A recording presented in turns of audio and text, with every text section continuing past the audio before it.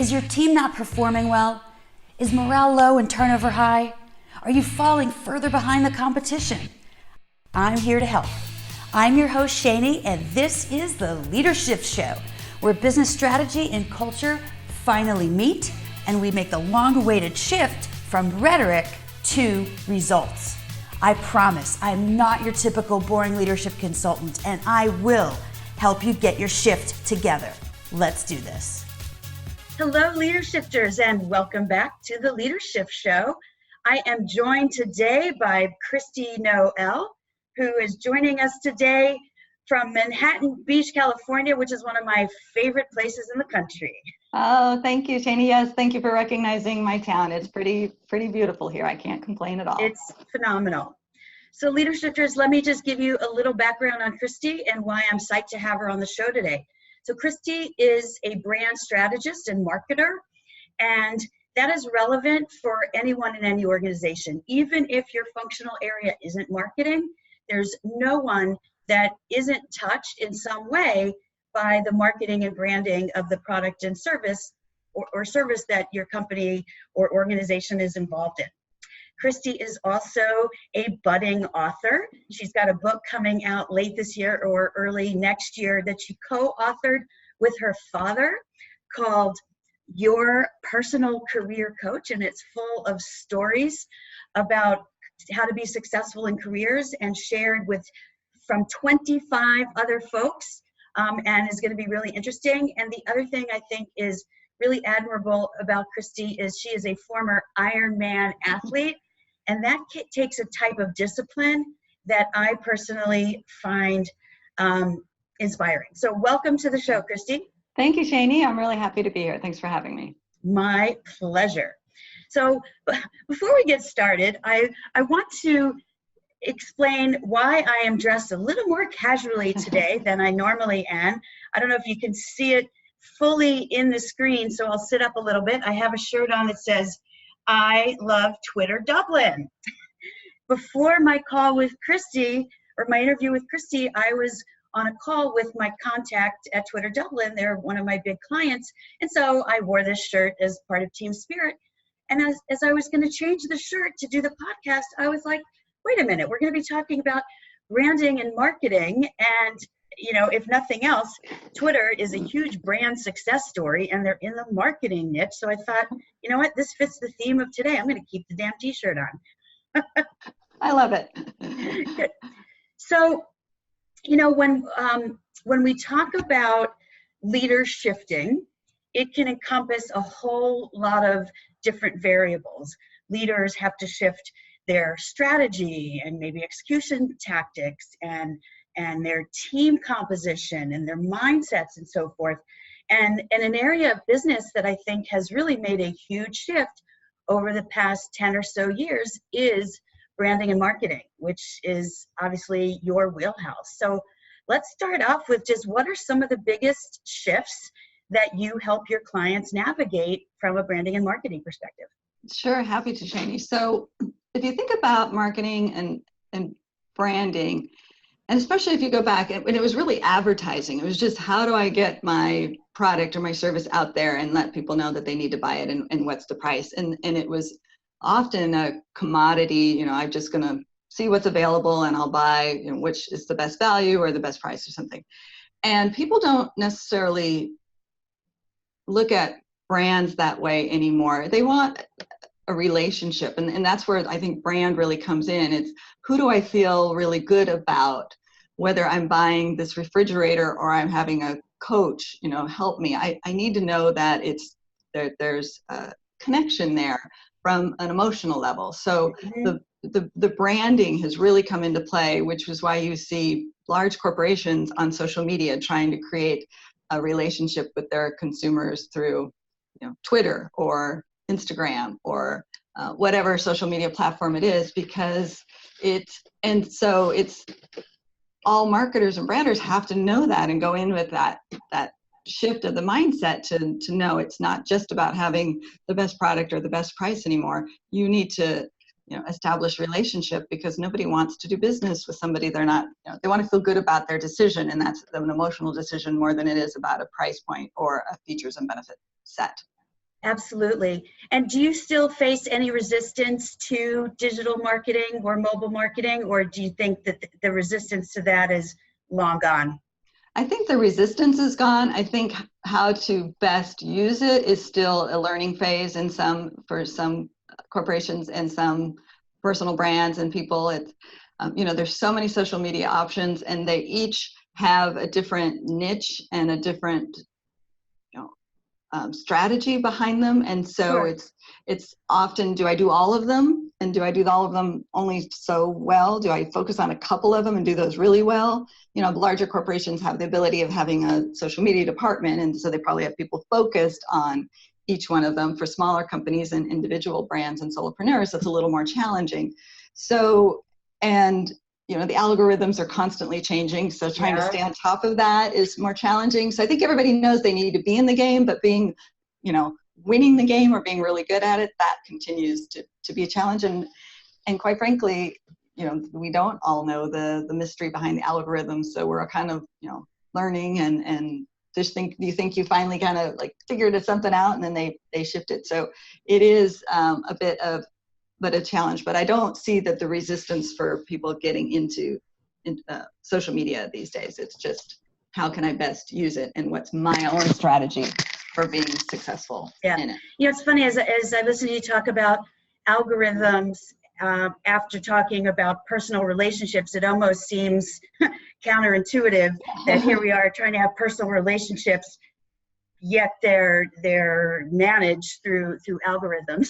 No, so, you're absolutely right. It is, it is a little bit convoluted, I think. Yeah, I mean, the juxtaposition is kind of funny. So that my question is, what do you recommend to your clients in terms of how do you establish those personal relationships over platforms that you're essentially speaking to millions of people? So what's the technique for really mastering that?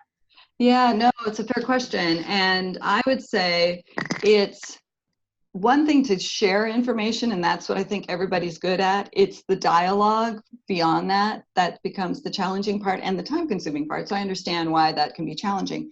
But it's making sure you're responding to comments, that you are commenting on other people's posts, or looking in the target audience that you want to be in, and being involved and engaged and part of the conversation, and that it's not just a one-way relationship. And so I would also advise that don't try to be in all the platforms if you don't have the bandwidth to do it. It's better to focus on a couple and be really good and really involved and really active in those than to spread yourself too thin over several of them and just kind of be, halfway. I was going to say half-assed. I don't know if I can say that on podcast. No, you can curse on my show, girlfriend. No problem. I had a feeling with you, Shani, that was going to be okay. So it's, that's really what it's about. And that's how people that's how you see the successful and the influencers on social media are very engaged. And that's why. And that's what people are looking for now. Right. And so what would you say to a client who is fascinated by, shiny objects and thinking that the way they're going to have the conversation is through doing something crazy, zany, new, versus, just kind of having authentic dialogue? Is there a benefit to one or the other? Well, it's shiny object syndrome, easy for some to say, is real, and I've fallen into that trap as well. And so I think the first is to recognize if it is a trap. If you're going to go all in and you can actually follow up, I mean, I've had people say, well, how do I go viral? And I said, well, nobody starts off by saying, here's our go viral strategy, or we'd all be doing it, right? I mean, we'd love it, but that's just not how it works. Things go viral organically because there's something in it that, excited people and they wanted to share it. So doing something crazy and zany is good if you're going to follow through and it will get attention, but that doesn't necessarily mean it's going to, go viral. And that doesn't also mean you don't want to just try it and drop it and go play with the next shiny object. You kind of have to, again, be all in. But if it's different, and I mean, all of the successes of things that have gone viral usually started because they were different. but I would not say go in with that strategy to go viral, but just to break through and maybe do something different. And maybe it's a different approach for your own brand, you know, to grab attention, or do a rebrand and say, hey, maybe we used to be a little bit more corporate and stuffy, but now, woo, look at us, we've got a different attitude or something. That's all Right. fine. But again, you just don't do it once and walk away, and that won't work. Yep. And that leads me to a related thread, which is the intersection of corporate culture and brand. Culture, as everybody who listens or watches me knows, is really one of my passions. And I think an effective, powerful culture is what paves the way for business success, and not enough companies pay attention to it. Having a great internal culture is only part of it, though. It's like how do you translate that culture into external branding so that there's alignment between the internal culture and sort of the external culture brand perception. So how do you do that? Well, I agree with you, and culture is so important just for the morale and having a successful company. But because we've been talking about social media, that's also why it's so important, because if your employees are happy and they're totally excited about your brand, they're going to share that on social media. And so you have these brand ambassadors from your own employee group. And now it's not just the corporate communications or the marketing department doing it. You have, tens of hundreds of thousands of employees, saying all the sorts of positive things and being in the dialogue as well. On the flip side, if you don't have a good culture, they're not doing that, or even worse, that they're participating in a negative way, not in a positive way. Right, and then they see their shitty Glassdoor reviews. Exactly. So corporate culture is even more important now, because it used to be, well, it was just not a good place to work, and nobody was happy. Now they're sharing it, so if it's not a nice place to work and nobody's happy, the world knows about it. Right, and people vote with their wallet. Exactly. And we've seen brands struggle because of one employee had a bad experience with an airplane passenger or something, and everybody hears about it. Now you're thinking, I don't know, do I want to fly them or not, or do I want to go to that store or not? So it really is so, and it's kind of what we were talking about before. You want to have a positive corporate culture anyway. You don't want to feel beholden that you have to make it a good culture just because you want people to be not saying negative things on Glassdoor. But there is a kind of a truth to that, and that people are vocal. They're sharing their feelings. They're sharing what their responses, what their experiences are. And clients' experience with a brand could involve anything along the line, or any area of business within a company. And it's obviously ideal if there can be some consistency to how the various interactions with someone, maybe in collections, has the same vibe, corporate culture vibe, as an interaction with someone in sales, or any other area. Exactly, because if you think about the sales process, somebody probably started with a sales call with an account executive. Once they signed up, they probably went to an account manager or some type of client services person. If they have any problems, they go to customer support. As you said, if there are any billing issues, they're talking to somebody in finance. That should be consistent as far as a positive experience, is somebody that's helping you, trying to do their best to help you. So all the way through, and every touch point, it's a positive experience. And it's not out of joint, like, wait a minute, my sales rep was so nice, but then I went and talked to these other 3 departments, and I don't know what happened there.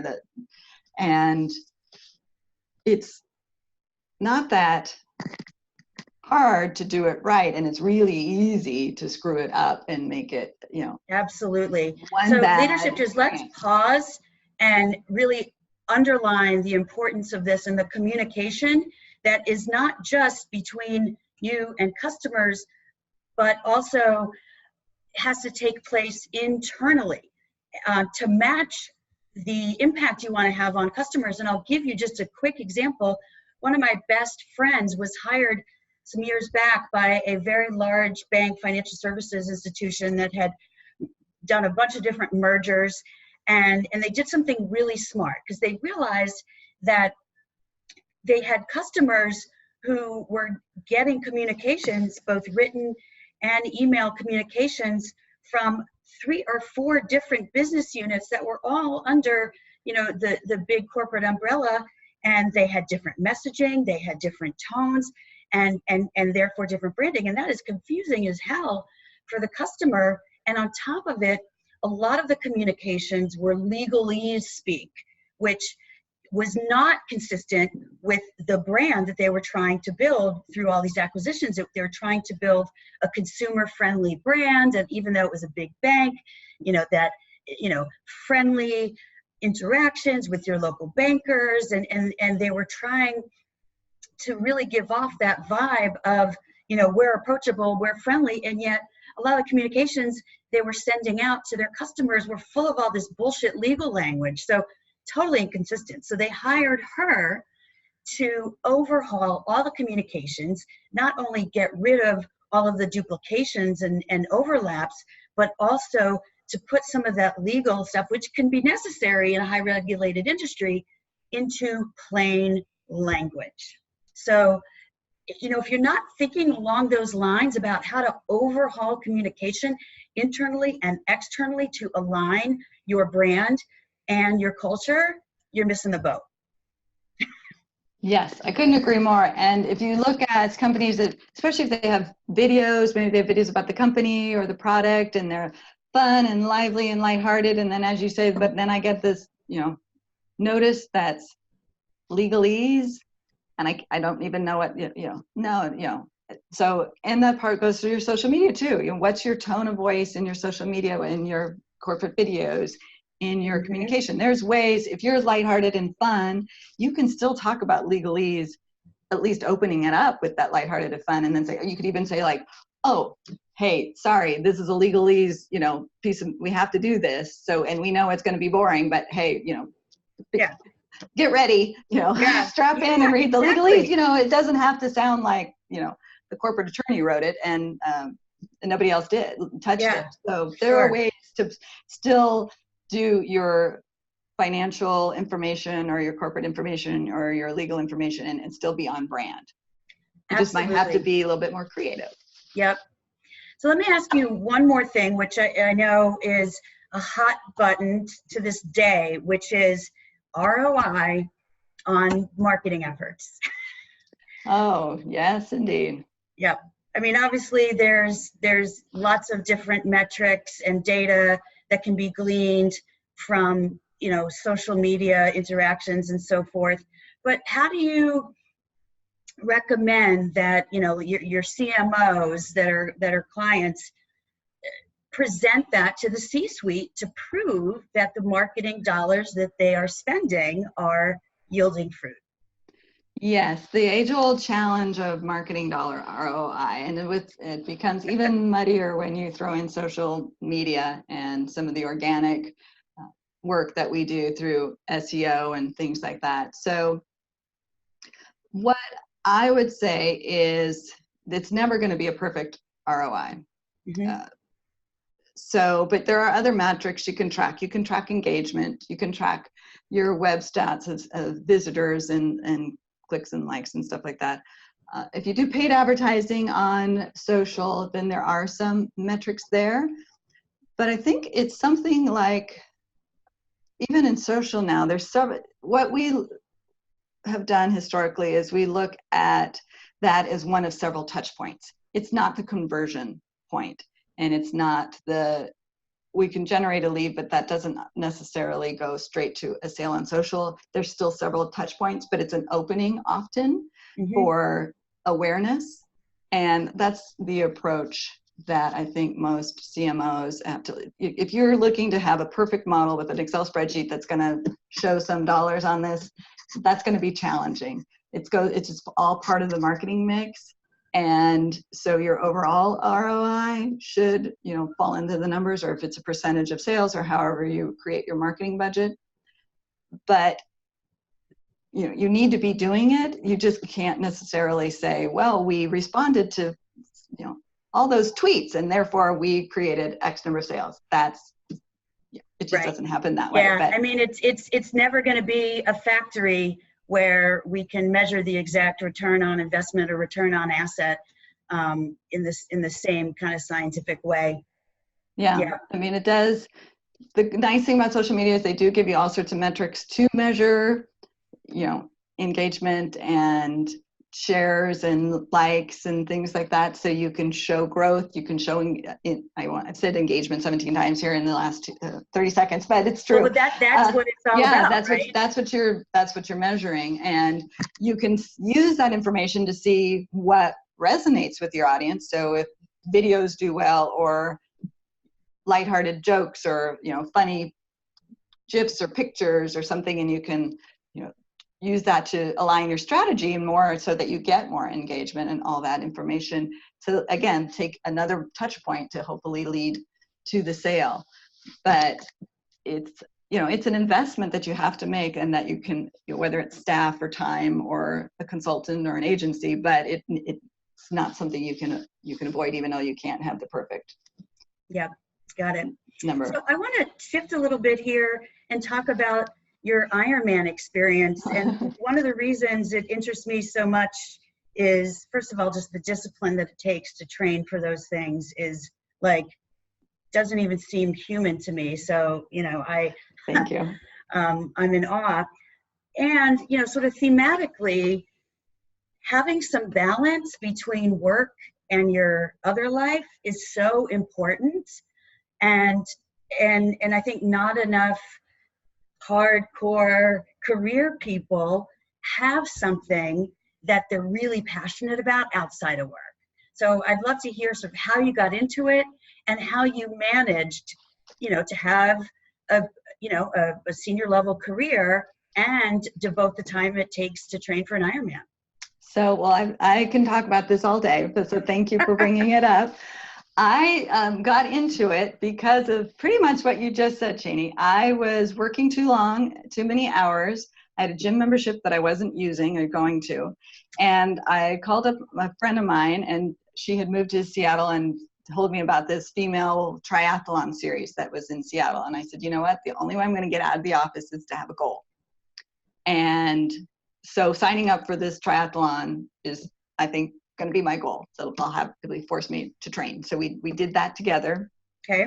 And had never done anything. I'd run a little bit, and I swam as a kid, but I knew how to ride a bike, but had never done anything competitively like that. And so we didn't know what we were doing, but I started training. I got a book, Triathlon for Women's, and away I went. And loved it, had a wonderful time. That one was, again, all women, so it was very supportive. It was not competitive. It was, you go girl, wherever you turned and stuff like that. So I did that for a few years, and at the same time, my stepdad had started to get in triathlons as well, and he did a half Ironman and an Ironman, and he kept saying, well, you should do that with me. And I was, okay. Saying okay, not even knowing what I was saying okay to. And so next thing I know, I'm training for a full Ironman. And what I like and why I like discussing that, other than it was, incredible day, is that all the things that you said, it requires time management skills, it requires commitment, it requires dedication, it requires, you don't get the opportunity to say, I don't feel like working out today. You really have to say, whatever's on the schedule, I'm doing it whether I feel like it or not. And it does, and because the training is so intensive, you don't get the opportunity to say oh, I'm working late tonight, I can't go to the pool.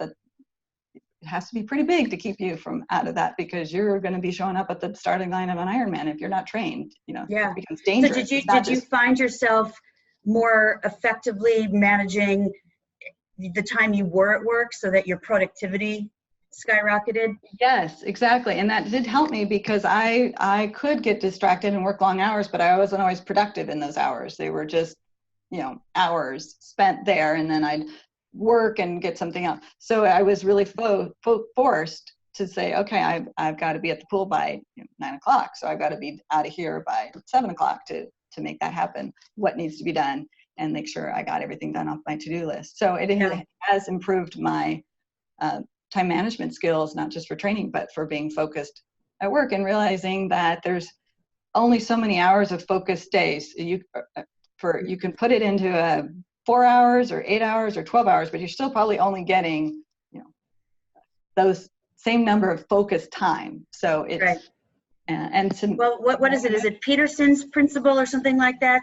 That the task expands to fill the amount of time allotted to do it? Exactly. So, I tell people you don't have to go full onto an Ironman, but if it's something, whether it's a 5K or if it's a walk or if it's a Zumba class or something, or, it's great to have the goal to get you to force yourself to get out of the office or to stop working and make sure you do balance your time. Maybe it's coaching your kids' little league team or being a Girl Scout leader or something, to really force you to get what needs to be done, but also know that there's life outside of that office. 100%. And leader shifters, if you don't have a passion outside of work, go get one immediately. It's so important to have that balance, and to have something else that lights you up and is going to fulfill you in life. I mean, not to be morbid, but do you want it to be on your gravestone that, she worked 14-hour days, or, he was a really good vice president, or do you want it written on your tombstone, like, she was she was really passionate about, whatever it is, like, that's really what life's all about. And it makes us better at what we do at work and more productive. So lastly, let's move on and talk about this upcoming book that you have. I'm super excited about it. So give us a very quick sense of how it came together and sort of what's going on there. Sure, thank you. I'd be happy to. So real quick, in my career, I've worked primarily for men and with men, and had some typical female bumps along the road of learning curves. And so I had this vision to write a book to help other women kind of fast track through some of the mistakes and issues that I had. Unbeknownst to me, my dad had a similar aspiration to write a book to help young people overcome some of the learnings that he had to in the business world when he came up as the first person in his family to go to college and have a professional career with no real mentors. So we both had these aspirations on the side and came together and realized, well, we could do this together. So hence your personal career coach. And it's stories, and we call them stories because it's first person stories about our experience. So it's not just a instructional type of career advice book. It's a book full of different stories by 25 or 26 contributing authors of our own experience. Some of them are successes and some of them were failures or learning experiences, let's say, to share with other people. They're short stories, so you can come in and read just one. You could read a chapter if you're getting ready to interview on the interviewing chapter. It doesn't have to be cover to cover. You can pick it up when you need it. And the lessons learned are through our experiences, so it's a little more fun, a little easier read. So we're really excited about it, and it's been really fun to work with our contributing authors because we have people with totally different backgrounds and experiences and sharing because they want to help other people succeed and avoid some of the things that we've all encountered. Yeah. What are just a couple of the favorite themes in the stories? Because it sounds like there's quite a lot of them. If you could just pick out one or two that really stand out to you as your favorites. Yeah, well, we have a lot of great information on job interviewing and job searching. One of the ones that I share is that I thought I had a great interview, but it turned out I blew it. And the trap that you get into when you think, it's going well, but it's not. I share some stories about balancing work and pleasure and getting caught in a trap of spending too much time at the office and not enough time with family and friends. And one of the ones that, one of the themes I like is this idea of, because we've touched on it, working longer and harder versus actually working smarter. And I was the one putting in all the hours and at the office late, and all I was doing was getting recognized as the person that was there for the long hours, while other people were working much fewer hours and getting rewarded. And I thought, well, that's not fair. Well, it's because they had the productivity. They were selling, they were closing, they were doing these things that was rewarded. Nobody cares. At the end of the game, nobody cares how many hours you're there. They care what the results are. And 100%. I had to learn that lesson, and so hence kind of the changes that I made in my life, not to just sitting at the office for 14 hours a day doesn't do anything except for, I'm like, well, Christy's there 14 hours a day. Well, yeah. I didn't want that on my gravestone, Janie. Right. So we are working with your bosses and managing people and, having integrity. And so they're all really great lessons for anybody that's looking to have a career in the corporate world. I love it. And I love that it's written with stories. So nothing drives me crazier than pedantic business books. So this sounds like it'll be a lot of fun to read. You'll have to let me know when it finally gets published so I can announce the publication to the leadership shifters and they can pick up your book. I'd be happy to. Thank you very much. So we have a lot of great takeaways from our conversation today. So just kind of want to do a quick wrap up. First of all, brand strategy, folks, no longer just about what are the features and benefits of your brand, right? Branding is all about dialogue and conversation and engagement and communication, not just with your customers about the product or service, but also all of the communications that your customer may be getting, and will involve also internal conversations about how any functional area is communicating with the world at large.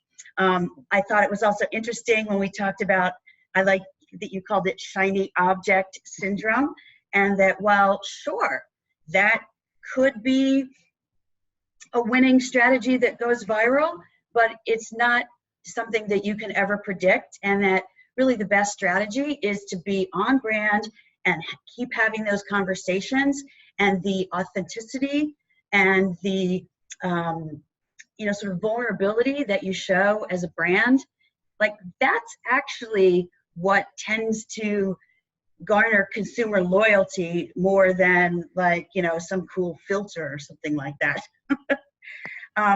And then lastly, this whole piece about finding something to be passionate about outside of work, to give you that discipline, to make you more productive, and to make you a more whole human being so that you do show up as your best self when you are working. So thanks for leading us through this conversation. How can people reach you if they want to know more or want to hire you to be a brand strategist? Well, thank you. Yes, I'm at ChristyNoel.com, ChristyNoel.com. All my contact information is there, and a little bit more about me. Terrific. Thank you so much. And Leader Shifters, thanks again for joining us on the Leadership Show. We'll see you again next week. And in the meantime, if you have any grand ideas for other fabulous people for me to interview on the Leadership Show, please reach out, hello@theleadershipshow.com.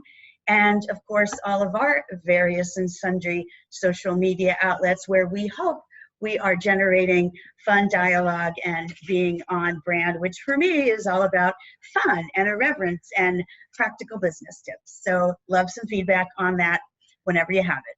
Thanks again, and see you next week. Mwah.